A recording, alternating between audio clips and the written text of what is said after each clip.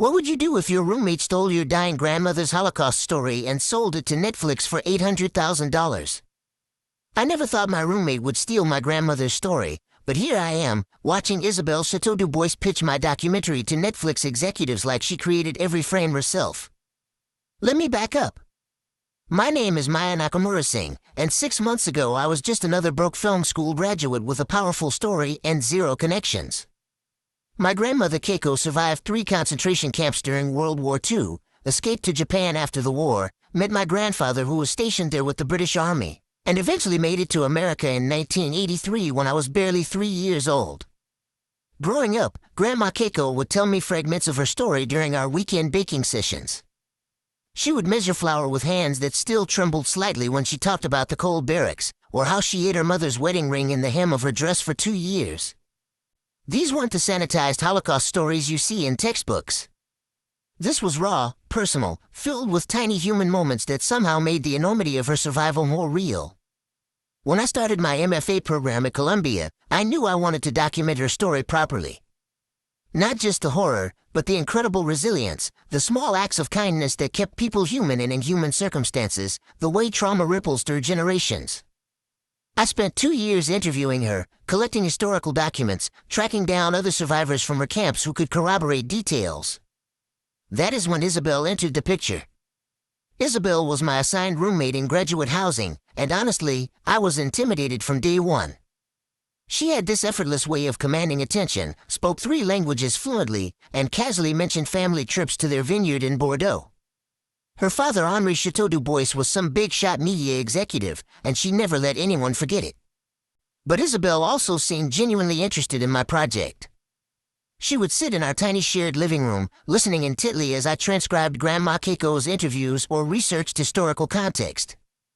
She asked thoughtful questions, brought me coffee during late-night editing sessions, even helped me organize my research files when everything felt overwhelming. I should have been more careful about what I shared. During our second year, Isabelle started offering more direct help. She had connections at film festivals, she said. Her father knew people at streaming services.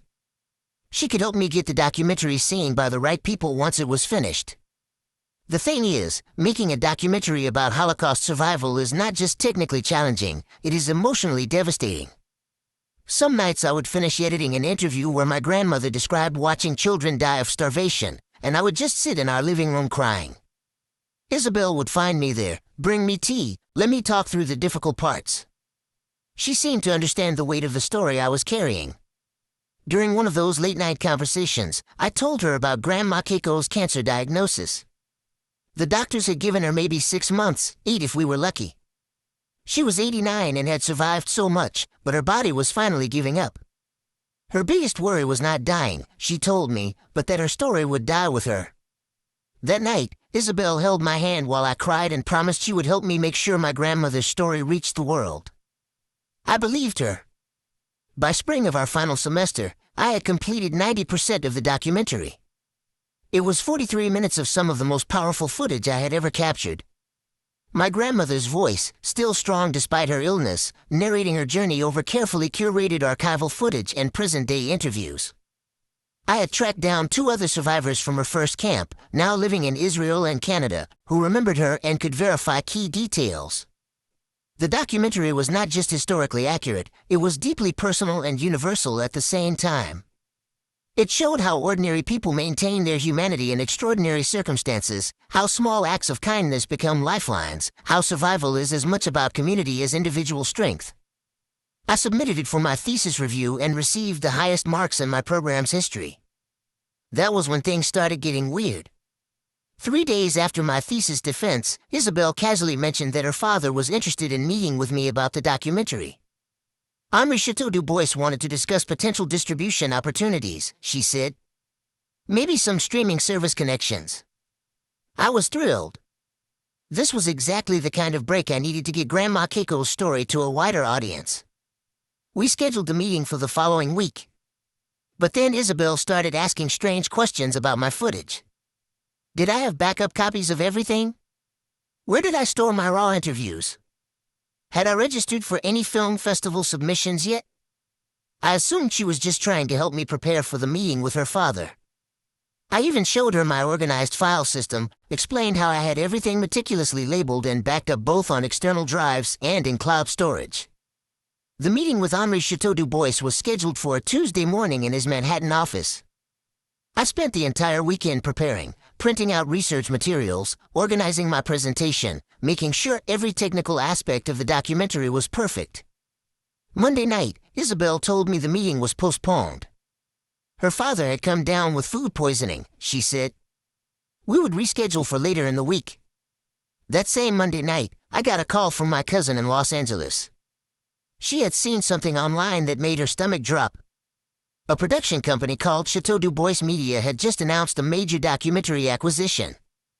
The project was described as an intimate Holocaust survival story, featuring never-before-heard testimony from a Japanese-American survivor. The documentary was called Surviving the Storm, and it was being pitched as the work of up-and-coming filmmaker Isabelle Chateau-Du-Bois. I hung up the phone and ran to Isabelle's room. She was not there. Her closet was half empty, and her laptop was gone. That was when I started putting the pieces together. Over the next 48 hours, I discovered that Chateau-Du-Bois Media had been shopping my documentary to streaming services for 3 weeks. Not a version inspired by my work, not a collaboration where my name appeared anywhere. My exact documentary, with my grandmother's interviews, my historical research, my editing, but with Isabelle's name as the sole creator and director. Netflix had offered $800,000 for exclusive rights, with additional money for Emmy campaign support. The deal was set to close by the end of the week. I called Isabelle's phone probably 50 times. It went straight to voicemail. I left messages that started desperate and angry and eventually became pleading. I just wanted to understand how someone I had trusted could do this to my dying grandmother's story. Finally, on Thursday morning, she called back. Her voice was different. Colder. More businesslike than I had ever heard from her. Maya, she said, I think you were confused about the creative ownership of this project. Yes, your grandmother provided some interviews, but the concept, the research methodology, the artistic vision, that was a collaborative effort. My father's company invested significant resources in development. I was so shocked I could barely speak. Isabel, I said, you know that is not true. You watched me work on this project for 2 years. You have seen my thesis committee evaluations, my research notes, everything. This is my grandmother's story. She interrupted me. Maya, I understand you are upset, but you need to think carefully about how you want to handle this situation. My father has lawyers, and they have reviewed the intellectual property questions thoroughly. You were a student working on a project that involved significant collaborative input and resource investment from Chateau-Du-Bois Media. The threat was clear. Fight this, and they would bury me in legal fees I could never afford. But they had made one crucial mistake. During all those late-night conversations in our shared living room, when I was processing the emotional difficulty of documenting trauma, when Isabel was being so supportive and understanding, she had been recording everything on her phone. I discovered this completely by accident. After she moved out, I found one of her old phone chargers plugged in behind our couch.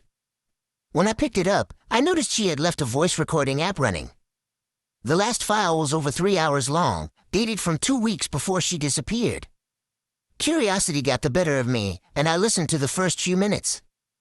It was one of our conversations from that night, the one where I had been crying about my grandmother's cancer diagnosis and Isabel had promised to help me share her story with the world. But it kept recording after I went to bed.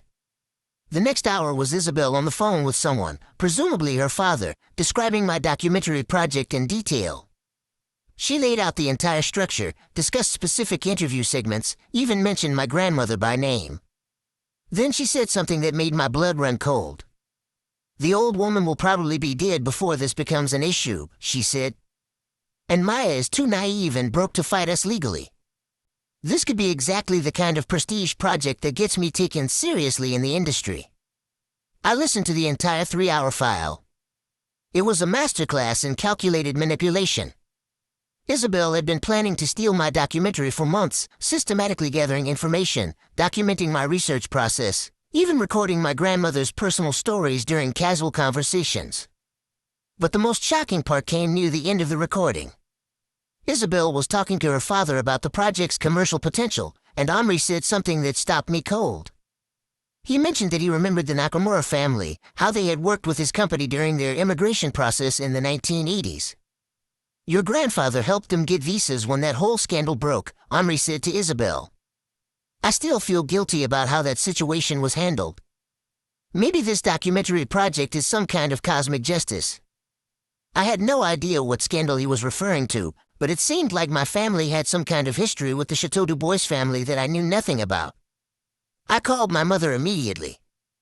Mom, I said, do you remember anything about Henri Chateau Du Bois or his company helping our family immigrate to America? There was a long silence on the other end of the phone. Maya, she said finally, where did you hear that name? I explained the situation, about my roommate, about the stolen documentary, about the recording I had found. My mother listened without interrupting, and then she told me a story I had never heard before. In 1982, she said, your grandmother was working as a translator for a company that helped Japanese families navigate American immigration law. The company was owned by an American businessman who promised to help families like ours get proper documentation and work visas. What we did not know was that he was taking families' entire life savings, providing fake documentation, and then disappearing when families arrived in America with worthless papers. Dozens of families were left stranded with no legal status and no money. Your grandmother lost everything, she continued. $23,000, which was all the money she had saved since the war. We were going to be deported back to Japan, where we had no family left, no support system. That was when Henri Chateau Du Bois stepped in. He was working for a media company that was investigating the immigration fraud story. When he learned about your grandmother's situation, about her history as a Holocaust survivor being victimized again, he used his company's connections to help legitimate families get proper legal status. He also paid back the money your grandmother had lost. All $23,000, plus legal fees, plus our first year's rent in New York. My mother paused, and I could hear her crying softly. Your grandmother made me promise never to tell you kids this story, she said. She was ashamed that she had been fooled again, that her survival instincts had somehow failed her when it came to trusting people with paperwork and promises. She wanted you to grow up believing that America was a place where we had always belonged, not a place where we had to be rescued. But Henri Chateau Du Bois, he saved our family. Without his help, you would never have been born an American citizen, never had the opportunities you had growing up. This information completely reframed everything. Henri Chateau Du Bois had not just helped my family immigrate, he had essentially funded my entire American existence. And now his daughter was stealing my grandmother's story, the story of the woman he had once rescued. I had no idea how to process this revelation, but I knew I needed to act fast. Netflix was going to close the deal with Chateau Du Bois Media in less than 48 hours, and once that happened, my grandmother's story would officially belong to someone else forever. First, I made copies of everything. The voice recording, my research files, my thesis documentation, everything that could prove my ownership of the project. I uploaded it all to multiple cloud storage accounts and sent copies to my mother and 2 trusted friends. Then I called a lawyer. I could not afford a good lawyer, so I contacted the legal aid clinic at Columbia and explained my situation. The student attorney who took my case was a third-year law student named David Chen, and when he heard the details, he immediately recognized that this was bigger than simple plagiarism. David explained that what Isabel and her father had done was not just copyright infringement, it was fraud on multiple levels. They had misrepresented the ownership of intellectual property to Netflix, which constituted wire fraud. They had used recorded conversations obtained without my consent, which violated wiretapping laws. And they had deliberately manipulated me to gather information that they then used to steal my work, which could be considered a form of identity theft. But most importantly, I had evidence. The voice recording Isabel had accidentally left behind documented the entire scheme in her own words. David worked with me to prepare a comprehensive legal package. We assembled my thesis documentation, my research files, my grandmother's signed interview releases, and most crucially, the full 3-hour voice recording of Isabel planning the theft with her father. We also included a timeline showing exactly how the documentary had been developed, with timestamps on my computer files proving that I had been working on this project for over 2 years before Isabel started offering her help. The legal package was devastating. It proved beyond any doubt that the documentary was my original work, and it provided clear evidence of a deliberate conspiracy to steal that work for profit. But David suggested we try one more approach before filing official charges. He recommended that I contact Henri Chateau-Du-Bois directly and give him an opportunity to make this right before we involved law enforcement and the media.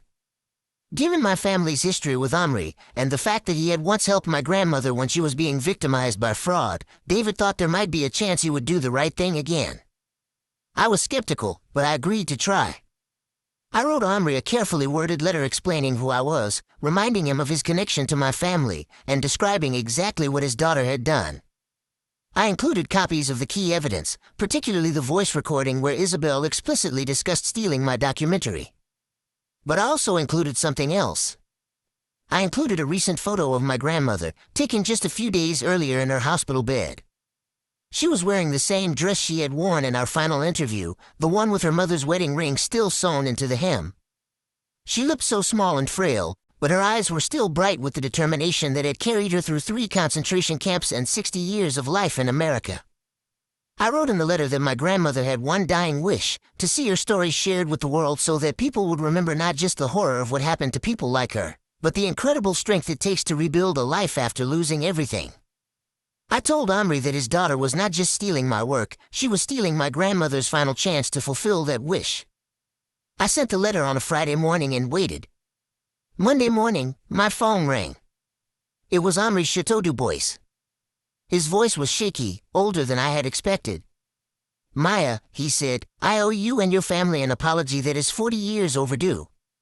He told me that he had spent the weekend reviewing all the evidence I had sent, listening to the voice recording of his daughter, and remembering the promise he had made to my grandmother in 1983 to make sure my family was safe in America. "What Isabel has done is unconscionable," he said. "I raised her to be better than this, and I have failed both as a father and as someone who owes your family a debt I can never fully repay."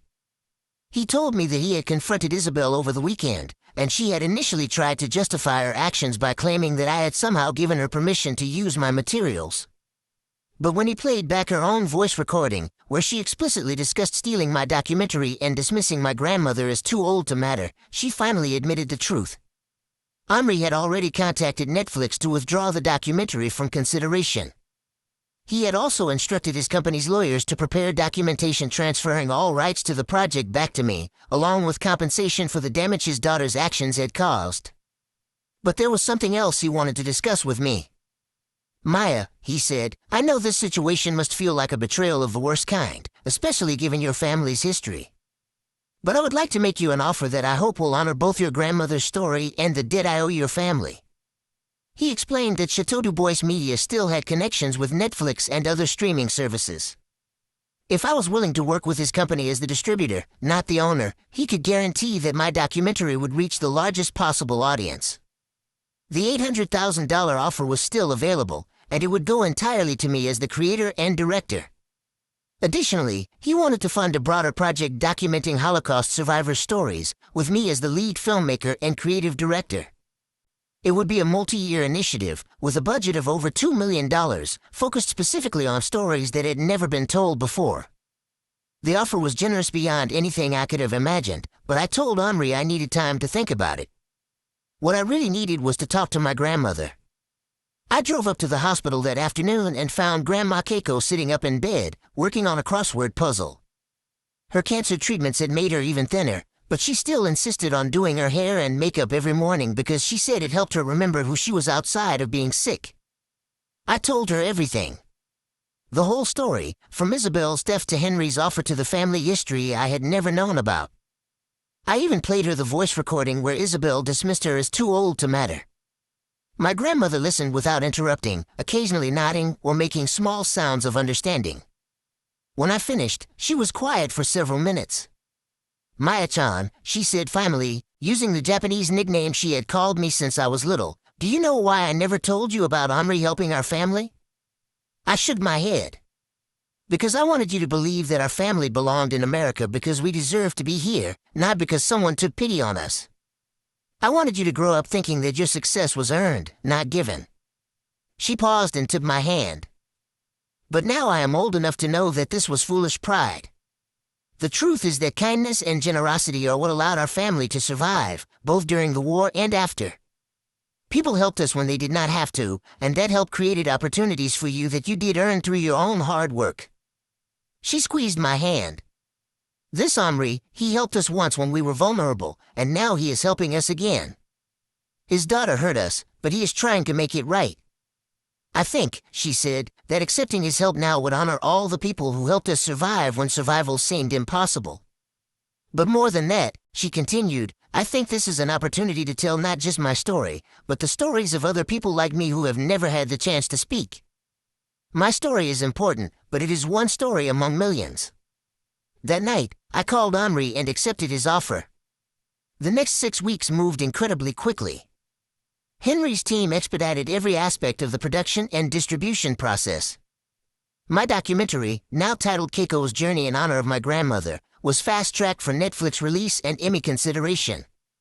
More importantly, we were able to arrange a private screening for my grandmother 3 days before the official release. Omri flew in from France specifically for this screening, and he brought something I had not expected. He had tracked down the immigration files from 1983, including a letter my grandmother had written to immigration authorities explaining her history as a Holocaust survivor and her dreams for her family's future in America. He had kept this letter for 40 years, he told me, as a reminder of why his work mattered. At the screening, my grandmother sat in the front row of the small theater Henri had rented, holding that letter in her lap. When the documentary ended and the credits rolled with her name as the primary subject, she turned to Henri and said, "Thank you for helping me tell my story twice." Omri started crying. Actually, we all started crying. Keiko's Journey premiered on Netflix 3 weeks later and became one of the most watched documentaries of the year. It was nominated for an Emmy and won several film festival awards. More importantly, it sparked conversations about Holocaust education, immigrant experiences, and intergenerational trauma that reached millions of people. My grandmother lived to see all of this recognition. She passed away peacefully 2 months after the Netflix premiere, surrounded by family and holding the Emmy nomination certificate in her hands. But the story does not end there. The broader Holocaust documentation project that Omri funded has become my full-time career. Over the past year, I have interviewed 37 survivors from 12 different countries, collecting stories that have never been recorded before. Each documentary in the series honors both the individual survivor and the larger community of people who helped them rebuild their lives. Isabel, meanwhile, has had to face consequences for her actions. When Omri withdrew her documentary from Netflix, word spread quickly through the film industry about what she had done. No major production company will work with her now, and she has been blacklisted from most film festivals. She also faced legal consequences. David Chen and I decided to pursue criminal fraud charges, partly to prevent her from attempting something similar with other filmmakers, and partly because we felt it was important to establish legal precedent for intellectual property theft in creative industries. Isabel ultimately pled guilty to wire fraud and copyright infringement. She was sentenced to 18 months of probation and ordered to pay restitution for the legal fees and emotional distress her actions had caused. She also had to write a formal apology letter that was published in several film industry publications, explaining exactly what she had done and warning other students about the consequences of plagiarism and fraud. But perhaps the most meaningful consequence was personal. Omri told me that his relationship with his daughter had been permanently damaged by her actions. She had not just betrayed me and my family, she had betrayed the values he had tried to instill in her throughout her life. He said that discovering her capacity for such calculated cruelty toward a family he cared about had forced him to reconsider everything he thought he knew about the person he had raised. As for me, I learned several important lessons from this experience. First, I learned that trust is earned slowly and broken quickly, but that does not mean we should stop trusting people. The vast majority of people who helped me throughout this process, from my professor who referred me to legal aid to the Netflix executives who listened to my story, acted with integrity and kindness. Second, I learned that sometimes justice comes from unexpected directions. If Omri had not felt a personal obligation to my family, if my grandmother had not taught me to keep meticulous records of my work, if Isabel had not made the crucial mistake of leaving that voice recording behind, this story could have ended very differently. Most importantly, I learned that the stories we tell about survival and resilience are not just historical documentation, they are roadmaps for how to handle betrayal and injustice in our own lives. My grandmother survived the Holocaust not because she was superhuman, but because she was persistent, because she documented what happened to her, because she accepted help when it was offered, and because she never stopped believing that her story mattered. When Isabel tried to steal that story, I survived her betrayal using exactly the same strategies. Today, my grandmother's documentary has been viewed by over 12 million people worldwide. I receive emails constantly from viewers who tell me how our story helped them understand their own family histories, or gave them strength during difficult times, or simply reminded them that ordinary people can survive extraordinary circumstances through community and determination. That was always what my grandmother wanted, for her story to help other people remember that survival is possible, that kindness matters, that small acts of documentation and memory can become powerful tools for justice. I think she would be proud that her story not only survived, but became a catalyst for preserving the stories of so many others. And I think she would be especially proud that when someone tried to steal her voice, I found my own voice strong enough to fight back.